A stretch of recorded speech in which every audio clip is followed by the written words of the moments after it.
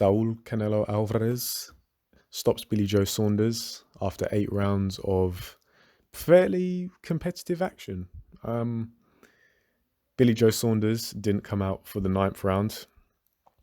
He suffered an eye injury, which was the result of a wicked right uppercut from Canelo. And but starting from the beginning of the fight, I feel like this fight, for those who watched my pre-fight video, it went pretty much as I anticipated it would. I did a technical breakdown, pretty much outlining the way each guy fights from the outside.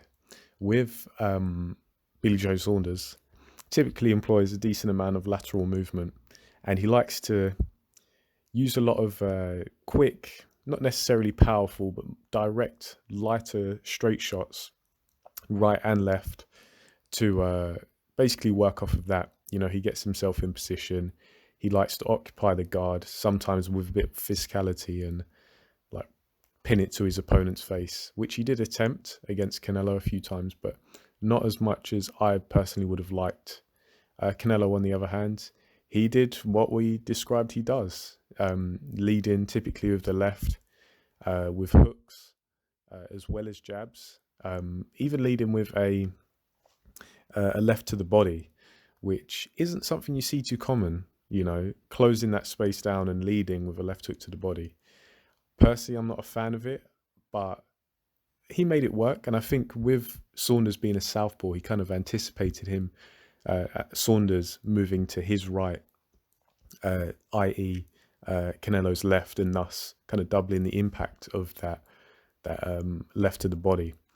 But it fell into that pattern. I feel like from the beginning, Canelo was a bit more relaxed, but he's Canelo kind of fights within himself. He doesn't extend himself and extend himself out into that space and try and control it. Billyjoe Saunders, on the other hand, that's what he was doing, and I feel like he did a good job of kind of maintaining a bit of distance between himself and Canelo. But he was noticeably jittery. Billyjoe Saunders kind of fights in a very smooth motion. There's like perpetual, constant motion, but it's very smooth. Whereas he seemed a bit jittery, a bit jerky, and I feel like that was the nerves of the occasion. Because Billyjoe Saunders, yes, is an experienced fighter, but this was a completely new level in terms of the stage and the magnitude of the event. And I feel like Canelo's reputation, it is in the minds of his opponents, because Billyjoe Saunders, I feel like he was wary of the counter-punching ability of Canelo, as many opponents are, because he's no joke. He can let those shots go fast and furiously. And yeah, it was, I gave, overall, I had, after 8 rounds, Canelo 5 rounds, 3 rounds to Saunders. They were close rounds though, because it really came down to maybe a bit more volume, but not as many power shots from Saunders, mostly trying to tap up Canelo with the straight shots. Whereas, Canelo, what he'd do in his high guard with his kind of bobbing side to side, he'd gradually chip away at the distance. He's not, I wouldn't say he's a prolific pressure fighter, especially cutting off the ring, not like a Gennady Golovkin, but he does it effectively in his own way, very gradually, slow and steady. He just creeps his feet forward, and before you know it, you're backing up into a corner on the ropes, which is certainly not a place you want to be when you're fighting Canelo Alvarez. And there were times where Billyjoe Saunders was backed up against the ropes, and Canelo would let rip these typically looping right hands, where I think he was anticipating Saunders ducking over to his left, and thus into the trajectory of a right hook. And they'd make a pretty hefty thud when they landed. And, you're kind of, I was not actually, but, almost like watching through your fingers, because it was like, if one of those punches lands, in the sweet spot, you can see Saunders, really taking a lot of damage. After a few rounds, I think after about 3 rounds, Saunders began to relax a little bit. I think the nerves left him. He felt some of the power of Canelo and maybe felt as if he could take it, or at least take a few more risks at the bare minimum. And he started to let his boxing flow a bit more. He relaxed his hands and he started to lower his hands a little bit, which obviously there are many schools within boxing, but a lot of the time it's, keep your hands up and it's very rigid. There's nothing wrong with keeping your hands down per se, but my issue is, how are you going to control the space? Are you going to continue to control the space, or are you just going to neglect it? And even though Saunders did relax and his hands did come down, his output also went down as well, which, the space between him and Canelo started to get a bit shorter and a bit shorter, which isn't a good sign if you're Billyjoe Saunders. But nevertheless, he was able to catch Canelo out a few times. I feel like he was sharp enough to maybe find some lapses in concentration of Canelo. Not often, but, the ones he did find. He managed to land a left hand on the break. I think it was a legal punch. He just kind of gave Canelo a bit of a little shove with his shoulder, and then followed up with a left hand straight away. I think that's a trick that James Toney likes to use, or did like to use back in the day. A little nudge and then a punch. And there was also a very nice little sequence, I think it might have been in the 6th round, where Billyjoe Saunders blocked a left body shot from Canelo, then followed up. It was a catch and counter. So the initial punch went to it was a left hook to the body of Canelo, and then straight away he followed up with a left to the head. And now that was very impressive, because of course that's a very difficult maneuver to carry out. But also, when you factor in that Canelo he's a fighter that rarely gets hit clean, much less with 2 punches, much less with catch and counter or a 2 punch. So it was good to see from Saunders, and you really started to get the feeling that the fight was settling down. It was starting to catch fire.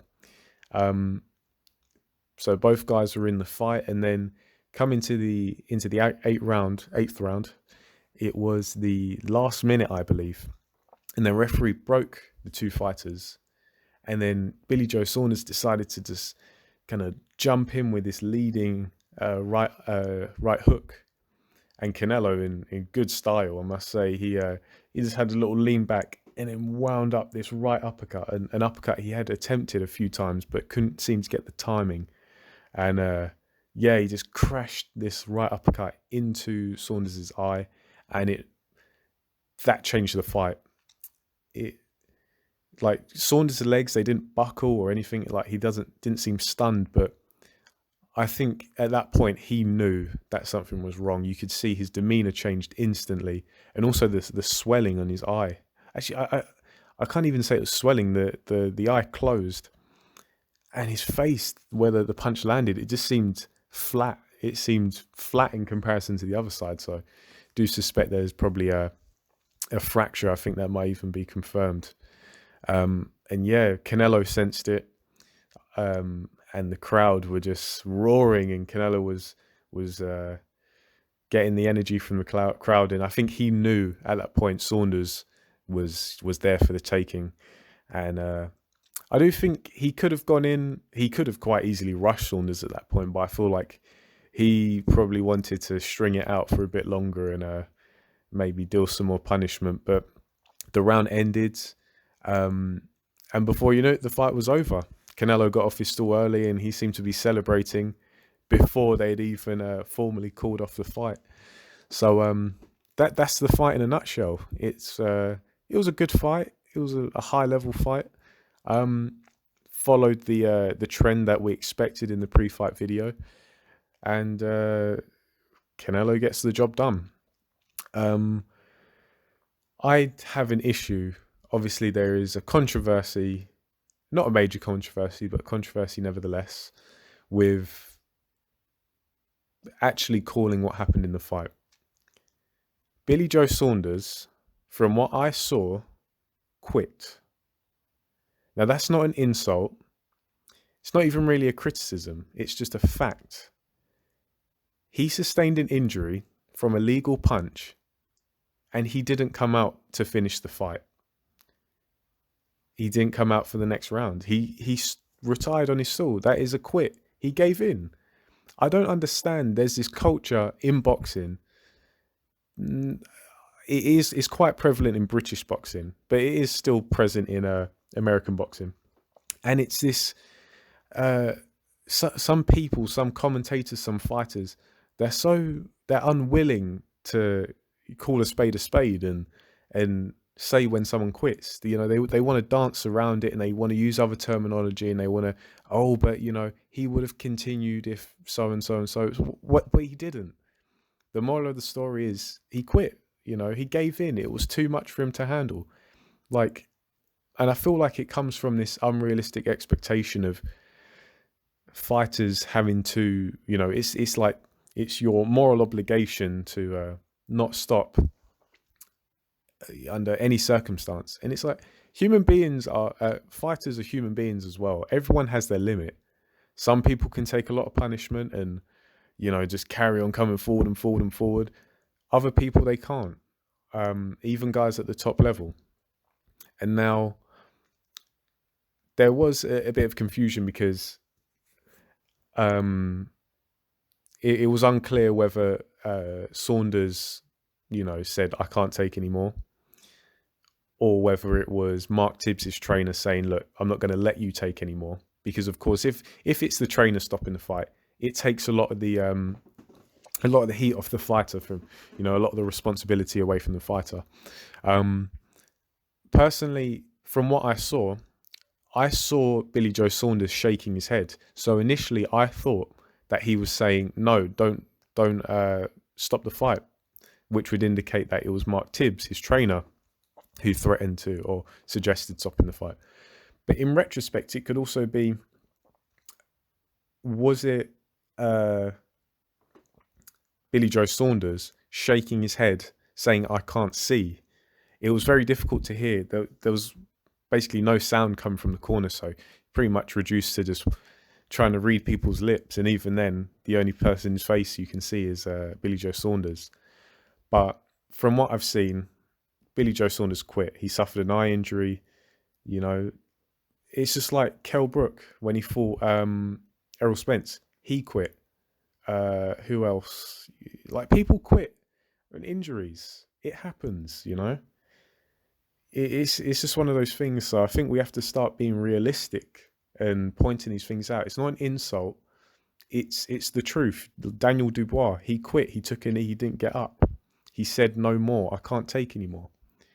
Like, I hate the way it gets danced around. It really, really annoys me, because it's just choosing not to acknowledge facts, you know. But nevertheless, that's what's happened. I'd be interested to hear what you guys have to say regarding that situation, regarding the fight itself. There's talk about what happens next. I was watching the part of the post-fight press conference, and that was gate crashed by Demetrius Andrade and his dad, I think it is. And is that fight a good fight? Yeah, probably. I mean, champion and champion. I think I don't have a problem with, say, Demetrius and Andrade trying to storm Canelo's press conference, but if you're Demetrius Andrade, surely you look at your last performance where he looked less than stellar, and you're kind of not on a rebuilding process, but trying to find ways of getting better in the meantime. But that's just my opinion. He's still right to call out Canelo at the end of the day. But then, where would that fight take place? 160, 168? Unsure. But of course, Canelo has made no secret that it's his plan to unify and become undisputed at 168, which leaves Caleb Plant. He's the last champion, the IBF champion. Based on what I saw based on what I know of Canelo and based on what I know of Caleb Plant, I think that that is a harder fight for Canelo, but I still see Canelo beating Caleb Plant. I've seen a lot of Caleb Plant's most recent fights. I saw the Iskatagaev fight, the Mike Lee fight, uh, part of the Fagenbutz fight, and part of the Medina fight, and part of the Truax fight. But I feel like I have a good idea of how Caleb Plant fights, and he hasn't really impressed me. Don't get me wrong, I think he's a better athlete than Billyjoe Saunders. He's bigger, probably hits a bit harder, but I don't know if he has the tools. I don't know if he has the skill set to beat Canelo, because Canelo is an all-rounded fighter. He's very good. He punches correctly. He's got very underrated defense. This is someone who rarely gets hit clean. He, he can fight coming forward. Fights better going, in the center of the ring for my money. But he's someone who can do a lot, and he's seemingly in the prime of his life, and he's got so much momentum. I think it's going to be a while before we see Canelo lose, and even then, I don't think that Caleb Plant would be the one to beat Canelo. But nevertheless, I'd still tune in for that fight, because this is a strange old sport in boxing. But yeah, I think a bit of an anticlimax with the result of this fight, but these things happen. People sustain injuries, and then they say no mas, so they can't carry on. That's I don't have a problem with that. Boxing's a hard sport. It's a dangerous sport. If you value your sight and your health over belts and money and accolades, that's your prerogative, man. I'm watching you. I shouldn't dictate what you do. Granted, it's not completely scandalous, not like Bruce Seldon, none of those stoppages where he takes a phantom punch and then he's rolling around the canvas as if he's seeing stars. That's BS, but sometimes these injuries happen and people just can't carry on. Everyone has their limit. Anything left to say on this fight? Great atmosphere. And yeah, the result was anticlimactic, but the atmosphere in this fight, the 73,000 in the AT&T Stadium was immense. In the UK, over the past couple of years, with Anthony Joshua rise coming to, major stardom, we've seen 90,000 at Wembley. I think 80,000 the Principality twice, then 80,000 at Wembley. But I don't know what it was, but the 73,000 at the AT&T Stadium, the roar of the crowd, it was deafening. Like, just watching the coverage, the live stream was very good to see. And obviously, it's been a long time since crowds have been allowed in stadiums for obvious reasons, very silly reasons, scandalous reasons. But we won't get into that because, YouTube can't handle the truth. So nevertheless, great spectacle. And Canelo goes onwards and upwards. And it's interesting to see what he's going to do next. Personally, if he fights Caleb Plant next, I'm expecting Canelo to become undisputed in the foreseeable future. But hey, we'll address that fight when it gets made. So yeah, guys, thanks for listening.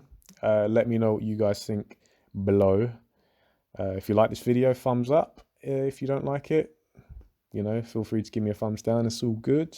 And if you like the channel, let's get this ball rolling, and why not give me a subscribe? But yeah, thanks for listening, guys.